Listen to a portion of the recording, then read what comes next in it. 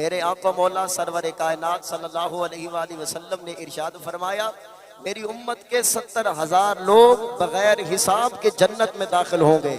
فرمایا میں نے جبریل سے پوچھا ہے جبریل بتانا ان کے عمل کون سے ہوں گے؟ اب جبریل نے جو ان کے اعمال بتائے ان میں سے ایک عمل یہ بھی بتایا آقا وَلَا يَتَطَيَّرُونَ، محبوب وہ کسی چیز کو منحوس نہیں سمجھتے ہوں گے۔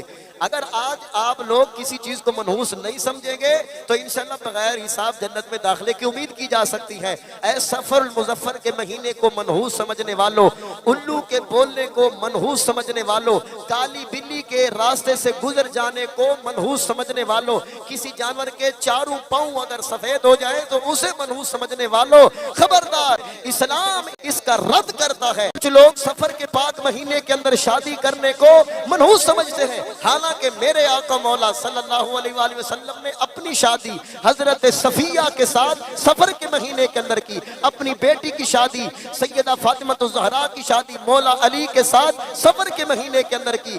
غزوہ خیبر سفر کے مہینے کے اندر ہوا۔ 23 مارچ 1940 کے اندر قرارداد پاکستان سفر کے مہینے کے اندر ہوئی۔ پہلا ایٹمی تجربہ 1998 کے اندر سفر کے مہینے کے اندر ہوا۔ ایسے عظیم عظیم کام ہوئے اور آپ لوگ جناب والا اس سفر کو منحوس سمجھنے لگ جاؤ۔ کچھ لوگ تو ایسے ہیں کہ آخری بدھ کو جشن مناتے ہیں، بھائی یہ سفر کا مہینہ ختم ہو رہا ہے، یہ باطل نظریہ ہے۔ اپنے گناہوں کو منحوس سمجھو، کسی وقت اور کسی شخص کو منحوس ہرگز نہیں سمجھ سکتے۔ گناہوں کو منحوس سمجھتے نہیں ہیں، نمازوں کو چھوڑنے کو منحوس سمجھتے نہیں ہیں، فلمیں اور ڈرامے تو خوش ہو کر دیکھتے ہیں، گانے باجے خوش ہو کر سنتے ہیں، بد نگاہیاں خوش ہو کر کرتے ہیں، گپیں جو اسلام کے خلاف باتیں، غیبتیں، تہمتیں، چغلیاں یہ تو خوش ہو کر کریں اور وقت کو منحوس سمجھ لیں۔ ہرگز ایسی کوئی بات نہیں ہے، اسلام ان نظریات کا رد فرماتا ہے۔